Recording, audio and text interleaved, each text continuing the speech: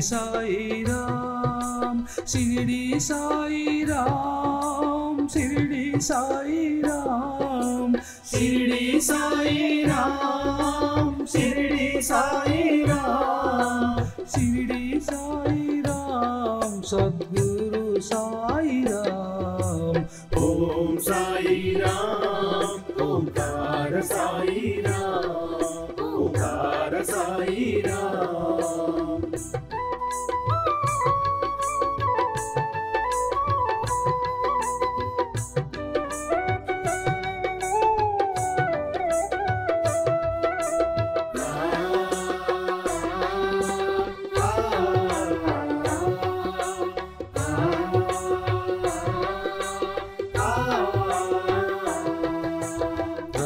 साई राम मेघ श्यामा साई राम रामा साई राम मेघ श्यामा साई राम।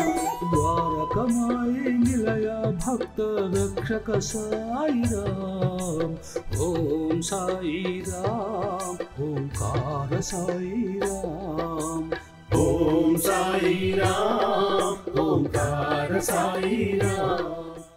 భక్తివన్ ఛానల్ ప్రేక్షకులకు నమస్తే. ఈరోజు సత్సంగం కార్యక్రమానికి స్వాగతం చెబుతూ బాబా భక్తులలో ముఖ్యంగా మన యొక్క తెలుగు రాష్ట్రాలలో బాబా సచ్చరిత్రను రాసినటువంటి పత్తి నారాయణరావు గారి గురించి, అదేవిధంగా మరి 80వ దశకంలో రంగాచార్య అని మహాభాష్యం రంగాచార్య ఆయన జీవితంలో జరిగిన లీలలు గురించి ఇవాళ మనము తెలుసుకుందాం. ముఖ్యంగా సాయి సచ్చరిత్రను రాసినటువంటి హేమాడ్ పంతు మరాఠీ భాషలో సాయి సచ్చరిత్రను మరి రాయడం జరిగింది. మళ్ళీ మరాఠీ భాషలో ఉన్నటువంటి సాయి సచ్చరిత్ర మరి తెలుగులో మొట్టమొదటి ఎవరు రాశారు అంటే పత్తి నారాయణరావు అనేటువంటి ఒక అతను విజయనగరానికి చెందినటువంటి సాయిబాబా భక్తుడు రాశాడనమాట. ఈ విషయం చాలామందికి తెలియదు. ఆ తర్వాత ఎక్కిరాల భరద్వాజ మాస్టర్ గారు సాయి లీలామృతం అన్న పేరుతో సాయి సచ్చరిత్రను రాయడం జరిగింది. ముఖ్యంగా ఈ మరాఠీ భాషలో ఉన్న సాయి సచ్చరిత్రను తెలుగులో అనువదించారా లేక ఇంగ్లీష్లో ఉన్నదాన్ని అనువదించారా అంటే వాస్తవానికి మరాఠీ భాష పత్తి నారాయణరావు గారికి తెలియదు. మరి ఆయన ఏం చేశారంటే గుణాజీ నగేష్ అనేటువంటి ఒక సాయి భక్తుడు హేమాడ్ పంత్ రాసినటువంటి సాయి సచ్చరిత్రను మరాఠీ భాషలో ఉన్న సాయి సచ్చరిత్రను ఇంగ్లీష్ భాషలో రాయడం జరుగుతుంది. ఆ గుణాజీ నగేష్ రాసినటువంటి ఆ ఇంగ్లీష్ సాయి సచ్చరిత్రను తెలుగులోకి మరి 1954 ఆ ప్రాంతంలోన మన నారాయణరావు గారు పత్తి నారాయణరావు గారు తెలుగులో అనువదించడం జరిగిందనమాట. ఆ మొట్టమొదట ఆయన అంటే పత్తి నారాయణరావు రాసినటువంటి సచ్చరిత్రని లక్షలాది మంది భక్తులు నిత్య పారాయణ గ్రంథంగా దాన్ని పఠించడం అనేటువంటిది జరిగింది. అయితే ఇక్కడ పత్తి నారాయణరావు గురించి కొన్ని విషయాలు మనము తెలుసుకోవాలి. ఆయన ఎక్కడ వారు అంటే అప్పట్లోనే ఆయన డిగ్రీ వరకు చదువుకున్నారు. మరి విజయనగరంలో ఉండేవారు. విజయనగరం నుంచి ఒకసారి మరి ఆయన బాబా దగ్గర అంటే బాబా మరి సజీవంగా ఉన్న రోజుల్లో సమాధి కాకముందు 1918లో సమాధి అయ్యాడు, అది అందరికీ తెలుసు. అంతకుముందు ఆయన నారాయణరావు గారు షిరిడీ వెళ్ళడం జరిగింది. అప్పుడు బాబా షిరిడీలోనే ఒరే నారాయణరావు నువ్వు 4 నెలల పాటు ఇక్కడే ఉండు అని చెప్పి అంతేకాకుండా 1,000,000 సార్లు నా నామాన్ని జపించు అని చెప్పారు. అట్లా 1,000,000 సార్లు పత్తి నారాయణరావు మరి సాయిబాబా నామాన్ని జపిస్తే అప్పుడు ఇతనికి ఒక మంచి అవకాశాన్ని ఇచ్చాడు బాబా. అదేమిటి అవకాశం అంటే ఒరే నువ్వు బాంబేకు వెళ్ళు అని చెబుతాడు. అప్పుడు పత్తి నారాయణరావు గారు బాంబేకు వెళ్ళారు. వెళితే అక్కడ ఈయన కోసం ఒక ఉద్యోగము బాబా రెడీగా ఉంచారన్నమాట. ఇక్కడ ఒక విషయం మనం గమనించాలి.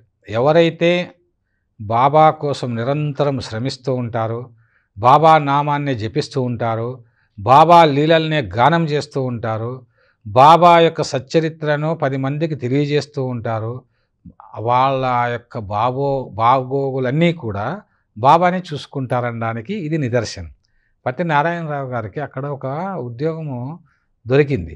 ఆ ఉద్యోగం కూడా బాబా ఇప్పించారు. అందులోనూ 500 రూపాయలు ఆ రోజుల్లోనే వచ్చే విధంగా బాబా చేశాడని పత్తి నారాయణరావు 1953లో స్వయంగా తాను రాసినటువంటి సాయి సచ్చరిత్ర ముందు మాటలో ఆయన తెలియజేయడం జరిగింది. అంటే దీన్ని బట్టి ఏమిటంటే బాబా లీలలను మనం ఏమనుకుంటామంటే మీ భారంలను నాపై పడవేయుడు నేను మోసేదని బాబా చెప్పారు. మనం చదువుకున్నాము, మనకు ఎలాంటి ఉద్యోగాలు చేయాలా, ఎలా బతకాలా, ఇలా మనం ఆలోచిస్తుంటాము. ఇవన్నీ ఆలోచించాల్సినటువంటి అవసరం లేదు. మీ భారంలను నాపై పడవేయుడు నేను మోసేదను అని చెప్పారు. అట్లాగా సాయి తత్వంలో మనం ఉంటే, సాయి మార్గంలో మనం ఉంటే మనకు ఏమి కావాలో బాబా ఆయన అన్నీ చూస్తాడు. ఎవరికి ఏది ఇవ్వాలో, అందరికీ అన్ని ఇచ్చేది నేనేని బాబా చెప్పాడు. ఎవరికి ఏది ఇవ్వాలో బాబాకు బాగా తెలుసు. అందుకే పత్తినారాయణరావుని అలా మరి బాంబేలో ఒక ఉద్యోగస్తుని చేశాడు. అంతేకాకుండా ఆయన తన ముందు మాటలో రాస్తూ 1953లో చెప్పాడు. పత్తినారాయణరావు ఏమన్నా అంటే, రాత్రి నాకు బాబా కలలో కనిపించి బాబా పూజలు కూడా ఎలా చేయాలో నాకు నేర్పించారు అని చెప్పాడు. అంటే ఎంత అదృష్టవంతుడు అతను.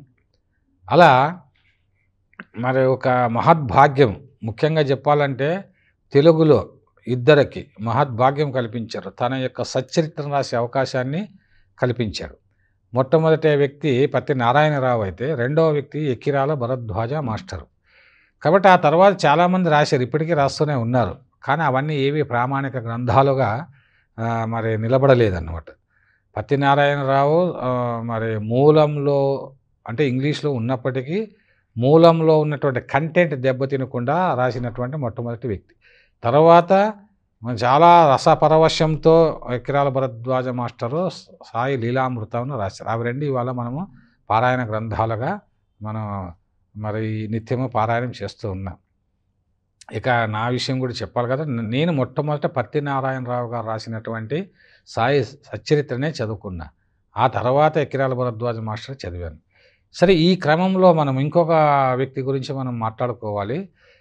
హైదరాబాద్లో ఉన్నటువంటి మహాభాష్యం రంగాచార్య అని, ఆయన జీవితమంతా కూడా బాబా కోసమే మరి అంకితం చేసినటువంటి వ్యక్తి. బాబాను అంతకుముందు ఏంటంటే బాబా దత్తాత్రేయ అంశంలో పుట్టినటువంటి వ్యక్తి అని, దత్తాత్రేయ భక్తుడు వాస్తవంగా అతడు ఎంతటి దత్తాత్రేయ భక్తుడు అంటే, దత్తాత్రేయుని గురించి ఏదైనా రాయాలని మనసులో అనుకుంటాడు. అనుకొని ఏమి రాయాలో అర్థం కాక ఆయన అటు ఇటు ఆయన మేడ మీద అటు ఇటు తిరుగుతూ ఉంటే సాక్షాత్ దత్తాత్రేయుడే 11 గంటల సమయంలో అక్కడికి వచ్చి, అప్పుడు రంగాచారి కూర్చో ఇక్కడ రా అని రంగాచారి ఎదురుగా కూర్చొని అప్పుడు ఒక ప్యాడ్ పెన్ను తీసుకొని కాగితాలు తీసుకుని రా అని చెప్తాడు. సరేనా, అప్పుడు తీసుకొచ్చినప్పుడు అప్పుడు శ్రీ గురు దత్త చరిత్రను ఆయన చెప్పడము, ఈయన రాయడము, తెల్లవారుజామున 3 గంటలకు మరి ఆయన వెళ్ళిపోవడం, ఇలా దాదాపు 18 రోజులు జరుగుతుంది. 240 పేజీలు ఇంగ్లీష్లో ఆయన దత్తాత్రేయుడే వివరించడము, రంగాచార్య రాయడం. అలా రాసి నా గ్రంథాన్ని తర్వాత ప్రచురించడం జరుగుతుంది. దాన్ని మరి తెలుగులోను కన్నడంలోను వేరే వాళ్ళు అనువాదం చేయడం జరిగింది. అంటే ఇటువంటి మహద్భాగ్యం నిజంగా మరి సద్గురువులు వారి యొక్క చరిత్రలు కానీ వారి యొక్క లీలలు వాళ్ళు రాసుకుంటారు తప్ప మనలాంటి వాళ్ళు రాయడము లేదా వాళ్ళ గురించి చెప్పడానికి మనకు అర్హత ఉందా అంటే అర్హత లేదనే చెప్పాలి. ఇప్పుడు ఏది నేనైనా కూడా నేను చాలా బుక్స్ రాశాను అంటే, బాబా గురించి రాశాను అనుకుంటే అది అహంకారం అవుతుంది. ఆయన నా చేత రాయించాడు అనుకుంటే అది వాస్తవం, అది సత్యము కూడా.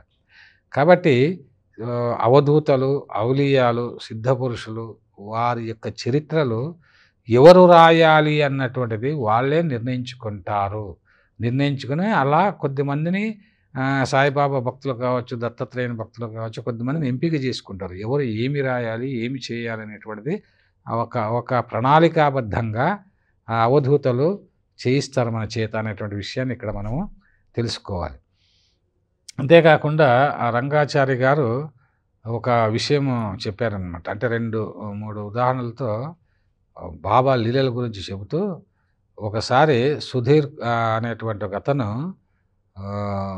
పాకిస్తాన్ ఇండియా సరిహద్దుల్లోనూ ఆయన ఒక జనరల్గా అంటే ఆయన ఒక మంచి ఉద్యోగస్తునిగా ఉంటాడనమాట, మేయర్ జనరల్గా ఉన్నప్పుడు ఆయన దగ్గర ప్రత్యక్షంగా బాబా వెళ్ళి కూర్చున్నాడు. మీరు ఎవరు అంటే నేను సాయిబాబా అని అన్నాడు. మీరు ఏం చేస్తుంటారు అంటే ఆయన అన్నాడు, నేను అందరినీ రక్షిస్తూ ఉంటాను అని చెప్పారు. నేను అంతటా ఉంటానని కూడా చెప్పారనమాట.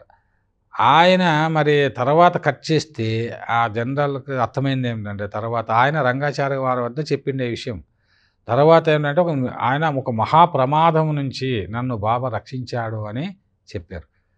అంతేకాకుండా బాబా ఎక్కడైనా ఉంటారు, భక్తులు కోరితే. ఒక పూనాలో ఒక తల్లిదండ్రులు తమ యొక్క కుమారుడు సౌదీ అరేబియాకి వెళ్ళాడు, అతని గురించి ప్రార్థన చేశారు. బాబా ఫోటో ముందు నిలబడి ప్రార్థన చేస్తే అప్పుడు అతను అక్కడ ఒక కేసులో ఇరుక్కొని రెండు కాళ్ళు తీసేయాలని చెప్పేసి సౌదీ అరేబియాలో నిర్ణయించి ఉంటారనమాట. కానీ బాబా అక్కడ ఎంటర్ అయ్యి ఆ జడ్జి దగ్గర పోయి వాదించి ఇంకా అనేక సంఘటనల మధ్య చివరికి జరిగింది ఏంటంటే అతన్ని ఏమీ కాకుండా కాపాడి తీసుకుని వచ్చాడు మళ్ళీ. అట్లా దేశ విదేశాల్లో కాదు, భూమండలంలో ఎక్కడ నా భక్తులు ఉన్నా వారి యోగక్షేమాలు నేను చూసుకుంటానని ప్రమాణం చేసి నిజం చేస్తున్నటువంటి సద్గురువు. సమాధి చెందకముందు 1918లో బాబా సమాధి చెందారు.